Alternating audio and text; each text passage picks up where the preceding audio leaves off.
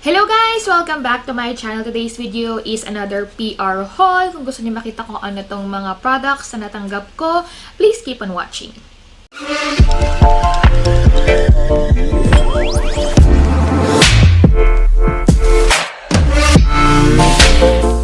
FYI lang guys, itong mga ipapakita ko ngayon na products is na-receive ko sila last year pa. Unfortunately, hindi ako nakapag-film ng PR haul bago nag-end yung year. Last year. So, ngayon ko lang nag-film. Kaya meron pang isang video na PR haul again. And ito naman yung mga products na na-receive ko starting 2019. So, let's go ahead and begin with the haul. First is from Pixi Beauty. And Pixi Beauty talaga, sila talaga yung pinaka-generous na brand na hindi namimili kung gaano kadami yung followers mo, kung anong content yung pinoproduce mo. Basta, pag alam nilang mahilig ka sa makeup, mahilig ka sa beauty, talagang padadalhan ka nila ng PR. So, first is itong Pixi Glow. And actually, napakita ko na to sa aking vlog last year and nagawa ko nito ng video. So, wala nang laman ito. Kasi nagamit ko na sila and of course, tatago ko yung mga boxes kasi sobrang ganda ng mga boxes ng Pixi. At saka, kita nyo naman, favorite color ko, di ba? So, kailangan ko talagang itago yan. But gusto kong i-share sa inyo itong isang pinadala nila. It's a selfie light. So, ayan siya. O, diba? Perfect na perfect to sa mga mahilig mag-selfie kagaya ko. And may kasama rin siyang charger. So, kapag na-discarga, pwede mo siyang i-charge ulit. And ang isa pang product na pinadala ng Pixi is yung kanilang Glow Tonic. And actually, ang pinakaunang natanggap kong PR package from Pixi is ito rin, 2 years ago. So, pinadala nila ako ng malaking size din. Actually, ganito siya. Pakita ko sa inyo. Buksan ko. So, ito siya. Ayan. So, it's a glow tonic. And ito rin yung pinadala nila 2 years ago. Yung pinakaunang package na natanggap ko from Pixi. So, ayan siya. And nakalagay yung pangalan ko. So, I feel so special, diba? And ito naman may kasama siyang mga cleansing pad. So, pwede mong i-display ito. Yan, yung container na to sa vanity mo or sa banyo kasi ka naglalagay ng skincare mo. So, napakabait ng Pixi. Oh my gosh, talaga. Ang dami nilang naipadala sa akin na PR packages this year. Kaya sobrang thankful ako sa Pixi. Kaya talagang, paano ba to? Parang iniingatan ko din yung brand. Talagang I make sure na nagpo-produce ako ng magandang content using their products. Next is from RIMMEL London. And ito is yung isang brand din na gusto kong makatrabaho. And finally, nag-email sila sa akin. Kaya sobrang saya ko. Iba kasi yung feeling kapag sila yung nag-email sa'yo instead na ikaw yung mag-email sa kanila. Alam mo na nakita nila yung work mo, nakita nila yung mga ginagawa mong video, nakikita nila yung effort mo, kaya gusto nila makipag-collab sa'yo. So, sobrang saya ko. And nagpadala sila nitong LASH ACCELERATOR SERUM. So, you can use this sa brows and you can use this sa lashes mo. Meron pa silang pinadalang isa. It's a mascara or eye makeup remover na nasa banyo na ginagamit ko. And yun yung second favorite ko na pantanggal ng waterproof na mascara. Sobrang ganda nun. Tinatabad na akong kunin kasi nasa banyo ko. Pero ito na lang yung ipapakita ko sa inyo kasi sobrang amazing nitong product na to. So, I've been using this lash serum ever since na pinadala nila to sa akin kasi gusto ko makita yung result niya. And ginagamit ko lang siya gabi-gabi bago ako matulog kasi basa siya. So, ang pangit ng feeling na sa umaga tapos parang basa yung lashes mo. So, ang nakita ko dito na pagbabago sa aking lashes is nag-blacken siya. Hindi ko alam kung may word na blacken pero ano ba tamang word? Naging defined yung lashes ko. Parang kumapal siya and humaba siya. Pero hindi ganong extreme na may kita mo kaagad na, oh my God, first try ko pa lang. Humaba na siya. Siguro mga after 1.5 weeks, doon ko nakita yung result. So, ito kasi yung lash serum na ginamit ko na nakita ko agad yung difference. Pero na kasi yung mga tinry before, pero hindi siya nag-work. Ito pa lang so far yung naging effective sa lashes ko kasi meron nga akong sobrang liliit na lashes. Ganyan hindi nyo makita kasi ang kapal ng eyeliner na ginawa ko. Pero, oh my God guys, sobrang amazing na to and I will still continue to use this. Hindi ko pa alam kung hahaba pa or kung may ihahaba pa yung pilik mata ko. Pero, I love how it does sa aking lashes. Kasi hindi lang siya naging defined. Parang masalo pa niyang naging, parang naging strong yung lashes ko kasi hindi na ganun kadami yung nalalagas na lashes ko every time na nagtatanggal ako ng waterproof na mascara. Next guys is from Facetory and this is a subscription box and instead of makeup, makukuha nyo dito is mga face mask or mga sheet mask. So this is only $19 per month and makakuha kayo ng 1, 2, 3, 4, 5, 6, 7 guys na face mask ang makukuha nyo. Every month for $19. Again, kung gusto nyo mag-subscribe sa Facetory, ililink ko yung website nila sa aking description box. Next guys is from Urban Decay, and sobrang saya ko guys kasi nakakuha na naman tayo ng isa pang package from Urban Decay, and this time ang pinadala nila is yung kanilang bestseller na all-nighter setting spray.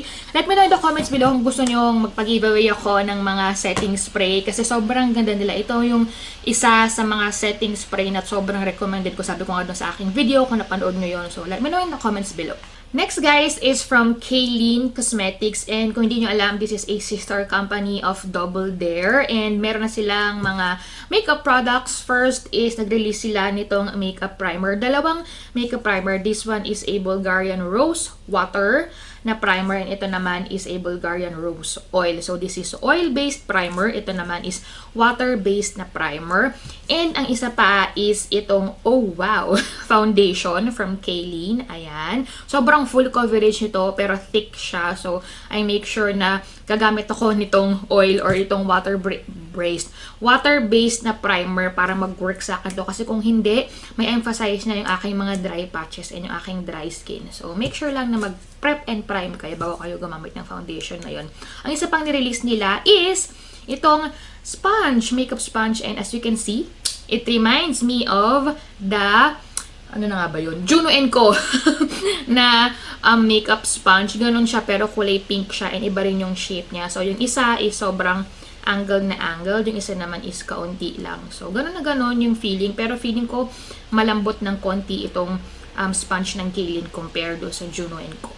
Next product is from CHARIS, and kung hindi nyo alam, meron akong CHARIS store. So, lahat ng mga nire-recommend ko na Korean brands, most of them nasa CHARIS store ko. So, kung gusto nyo i-check out yung store ko, ililink ko sa aking description box. Nag-ship sila sa Pilipinas, and meron silang flagship store ba yung tawag? Basta meron silang office sa Pilipinas, kaya napakadali na ng shipping doon. Tapos meron din silang cash on delivery na option, so it's a good deal. So, ang pinadala nila is itong A-Stop Clear Face and Body Toner. So, this is a toner for acne-prone skin, and you can also use this for your body. Kung meron kang acne sa likod, yung sa braso, you can always use this. So, ginagamit ko siya sa aking braso, pero hindi ganun kadalas kasi palagi ko nakakalimutan. Kung lotion nga, nakakalimutan kong gamitin. Pare pa kaya yung toner na ganito. So, medyo hindi ko pa alam kung ano yung aking final thoughts with this toner. Next guys is from Comleaf, and this is the Rose Moisture Pad. Nakita nyo na to sa aking Instagram account, pero ito yung mai-recommend ko na product kapag tinatamad kayong mag-moisturizer pero at the same time gusto nyo na-exfoliate yung skin nyo. Ganito siya. Hindi naman ganun ganipes, hindi rin ganun kakapal yung pad na, pero it definitely gives you moisture bago ka magsuot ng makeup. So kapag ayaw mo maglagay ng moisturizer, kapag ayaw mo yung feeling na thick and malagkit na moisturizer sa mukha mo, definitely try this one. Kasi parang water lang siya na pinapahid mo sa mukha mo, and it instantly gives you hydration bago ka mag-makeup.